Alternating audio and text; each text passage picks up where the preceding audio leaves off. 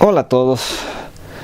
Me temo que esta vez voy a hablar un poco más fuerte porque la paz que yo deseaba no se va a poder encontrar. Están haciendo construcciones aquí en la casa de al lado y por lo tanto no voy a poder tener, como quien dice, paz. Y lo que les pido es disculpar el sonido, ruido que pueda haber cercano por momentos. Bueno. ¿Qué más? Un montón de cosas más. Vienen un montón de temas. En esencia, ya saben, creo que yo debería hacer el pedido de que no vean mis videos, sino de que busquen entenderlos. No es solamente, digamos, tener la paciencia de escucharme hablar 20 minutos, 18 minutos, sino ver qué es lo que hay por detrás de lo que estoy diciendo. Creo que la mayor parte de los videos requieren de bastante contexto, requieren de cierto uso de cierta terminología, requieren de saber de dónde viene eso, de cómo se lo estoy utilizando y todo lo demás. Creo que con cierta base, en otras palabras no se requiere tampoco toda la base, pero con cierta base se dice algo, o sea, digo algo en cada video, ¿no? En otras palabras, en el tiempo pequeño corto, lanzo una idea que deberíamos, en todo buen parte, ir comprendiendo como colectivo. En otras palabras, no solamente yo me he tomado el bendito trabajo de entender esto y de buscar todos los lazos y todo lo demás. Por si acaso, no estoy mal en ese sentido. ¿Eso qué quiere decir? Precisamente, de que todo lo que yo digo, al menos la mayor parte, tiene un gran respaldo allá afuera. En otras palabras, no solamente se me puede escuchar a mí, sino que se puede escuchar a un montón de personas y más o menos decimos lo mismo. Y lo decimos desde varias áreas. Me gusta pensar que, aunque sea muy poco, puedo aportar con algo, con nuevas ideas y puedo decir y abrir, digamos, un pequeño espacio en una dirección dada. Pero la realidad también es, por suerte, de que hay un gran respaldo. Hay muchísimas fuentes que han hablado sobre esto, que dicen cosas similares y están, digamos, viendo los mismos problemas. Por si acaso, todos mis primeros videos tienen una amplia fuentes abajo, en los enlaces de abajo. Los primeros videos hasta, no sé, creo que febrero de este año, tienen enlaces, muchos enlaces. A partir de febrero, creo, y dejé de hacerlo, tal vez desde enero, lo dejé de hacerlo porque requiere muchísimo tiempo. Bueno, una hora más, o sea, una hora y media, no. Eso es bastante tiempo comparando con lo que tengo. Vamos a hablar 15 minutos, ¿sobre qué? Sobre lo que dije que teníamos que hablar, física cuántica. ¿Y por qué vamos a hablar sobre física cuántica si yo no soy un físico, si no soy un físico cuántico? Entonces, la autoridad que yo tenga para hablar es simple y llanamente de lo que es la vulgarización, las primeras clases, algunos libros y todo lo demás. Pero igual, o sea, sigue siendo la vulgarización de la vulgarización. ¿Por qué hablar de esto si no se tiene, ¿cómo se dice? The expertise, si no soy un experto en el área. ¿Para qué hablar? Y la razón por la cual se debe hablar sobre esto es una, porque no existe historia de filosofía, no existe historia de la ciencia, no existe historia de la nobleza, no existe historia militar, historia arquitectónica, no existe nada de eso. Lo que existe es un conjunto, es una masa de fenómenos que rodean a la humanidad y que se desplazan a lo largo del tiempo. ¿Eso qué quiere decir? Que una idea, sea cual sea la idea, está acá. Entonces, al existir, provoca reacciones. Y entonces, al existir, provoca las reacciones de otros. Y entonces, están ahí todas las ideas. Están todas las ideas religiosas, arquitectónicas, artísticas. Todas las ideas están ahí, intercambiando y chocándose unas entre otras. Y dense cuenta cómo es mi abordaje de lo que es el mundo. Mi abordaje de lo que es el mundo es la esfera total, la esfera total, que puedes abordar desde cualquier punto y desde cualquier punto que obviamente lo puedes hacer y obviamente puedes abordarlo. ¿A qué me refiero? ¿Te interesa la gastronomía? Entonces aborda lo que es el conjunto de la humanidad a través de lo que es la conducta gastronómica. Se puede sin problemas. ¿Qué es lo que te interesa? ¿Te interesa cómo los seres humanos nos comportamos respecto al color? Entonces podrías digamos, a la búsqueda del cromatismo a lo largo de la historia. Entonces puedes ver qué color se utiliza más, qué color se utiliza menos, y puedes hacer lo que te dé la gana con esta esfera total. Pero eso no quiere decir que esos espacios que tú encuentres estén solos. Tú eres una criatura económica, psicológica, filosófica, artístico, antropológico, comunicacional. Y todo eso. Entonces, ¿por qué hablar de física cuántica? 1. Para transmitir las correctas vulgarizaciones de lo que hay por detrás. O sea, es lo que creo que yo tengo. Yo he entendido el fenómeno por detrás, no lo he entendido todo, hay un montón de cosas que me superan y que no agarro completamente, tengo que averiguar más al respecto cuando se pueda. No es importante, no pienso hacer aportes a esta área, pero sí he entendido parte, y parte de lo que he entendido es lo que les voy a transmitir ahora. En primer lugar, ¿qué es física cuántica? Bueno, ¿qué es física? Física es la madre de las ciencias. Así de fácil. Tenemos filosofía y tenemos física. Incluso en nuestro lenguaje está metido la palabra metafísica. Eso es metafísica. Eso es más allá de la física, ¿no? Más allá de lo que podemos abordar empíricamente. Es una clasificación aristotélica. Aristóteles dijo, estos son los temas y estos son los temas metafísicos. Y todos esos temas, dentro de la física, está la biología, está todo lo demás. Todo lo que va a desembocar en algo está dentro de la física. Newton, y obviamente en medio de él hay un montón de aportes y todo lo demás. Pero Newton lo que hace es, al menos lo hace de una forma descollante, de una forma que rompe todos los paradigmas de ese momento. Newton hace una mezcla. Esa mezcla es matemática y física. Newton es, entre otras cosas, el inventor del cálculo. Y si no me equivoco, el cálculo diferencial, que obviamente se debe diferenciar del cálculo integral. No sé, pero es inventor del cálculo junto con Leibniz. Y por lo tanto tiene unos mecanismos matemáticos nuevos para meterle a la bendita física. Su libro que le otorga fama y todo lo demás, es algo de las cuestiones físicas con, ¿cómo se dice?, matemáticas. Y me acuerdo mejor dicho, las palabras finales de su título, que es Principia Mathematica. Entonces, cuestiones físicas, los principios matemáticos de las cuestiones físicas, ¿no? Principia Mathematica. Entonces, ¿qué es lo que hace él? Obviamente son todas esas famosísimas fórmulas newtonianas que vimos todos en colegio.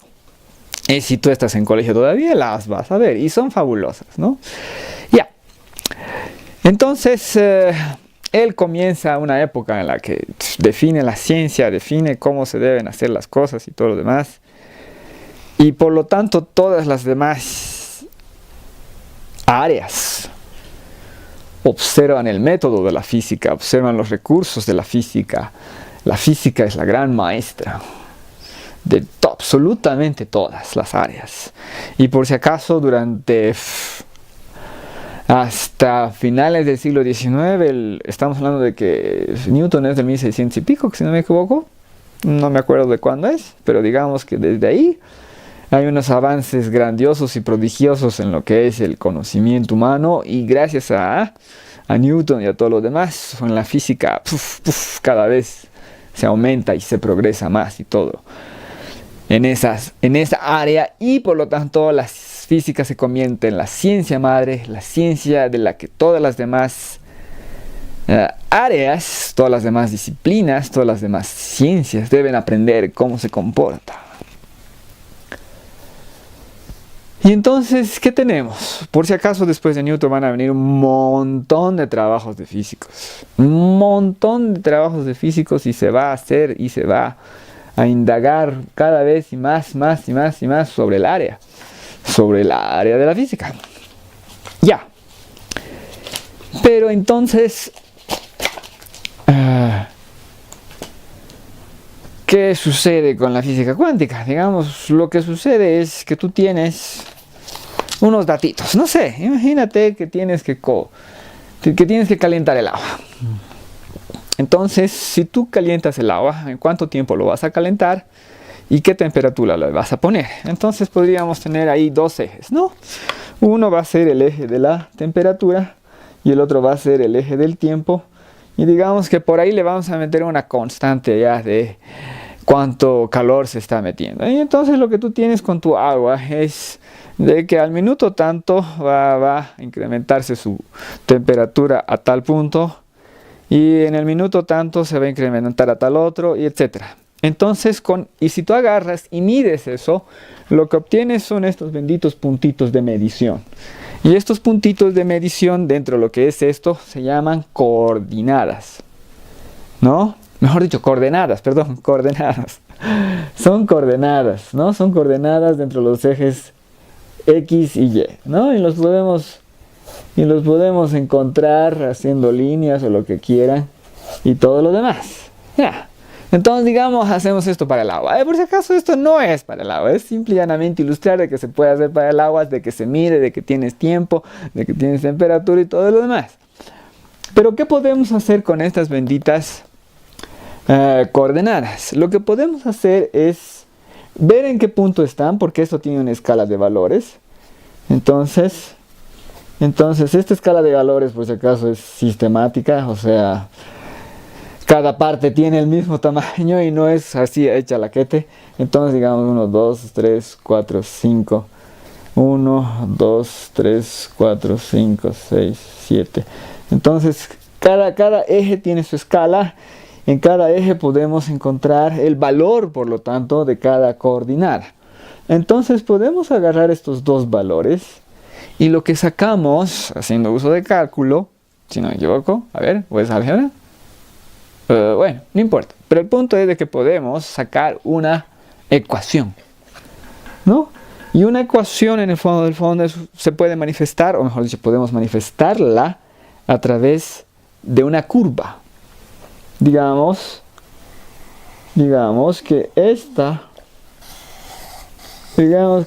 nuestra curva, y la voy a pintar bien, más o menos, para que se vea, es esta.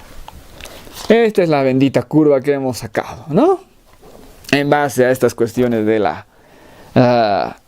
del agua, y es lo que tenemos, es una ecuación. Es una ecuación que nos va a permitir pronosticar cuánto tiempo tienes que poner el agua y cuántos minutos tienes que ponerle el fuego a tal temperatura y todo lo demás. O sea, eso es lo que te permite este tipo de cosas, y es lo que te permite la principia matemática de Newton. Ya. Entonces, ¿por qué cuernos surge algo distinto? Porque hay un famoso experimento, entre otras cosas. Mejor dicho, hay varios famosos experimentos. Uno de esos famosos experimentos es el experimento del cuerpo negro. Las características, me temo que no las conozco, o sea, las características precisas de lo que fue, no las conozco, pero ustedes pueden averiguar bien qué es lo que es. Pero la idea es algo que tiene que ver con radiación y con lo que es el comportamiento de la energía y por lo tanto reflexión de la energía o algo así. ¿Y qué es lo que se encuentra? Se hacen mediciones similares a esta. Entonces, aquí tenemos el cuerpo negro, que puede ser lo que les dé la gana a ustedes.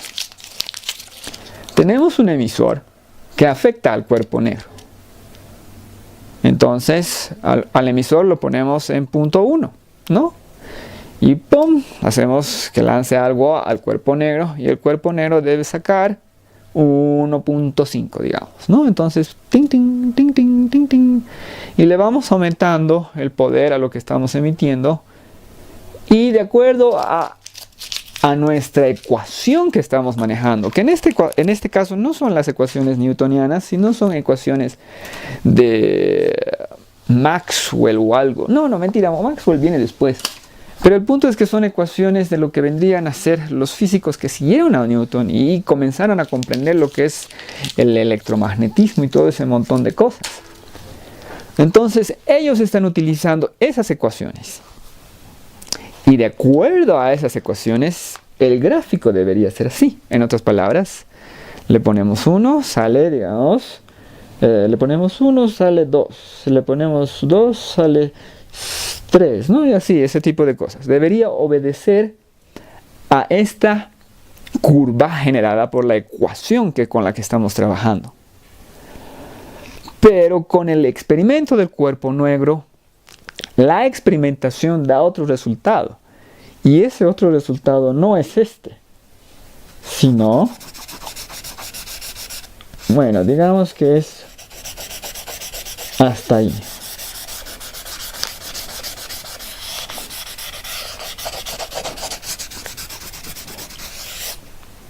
En vez de esta curva negra, lo que encontramos con el cuerpo negro es que, digamos, hasta este punto se puede seguir la ecuación de la curva negra, pero a partir de ese punto se tiene que tener otra bendita ecuación, porque tenemos otras coordenadas con los resultados experimentales, y es lo primero que se debe decir sobre la física cuántica.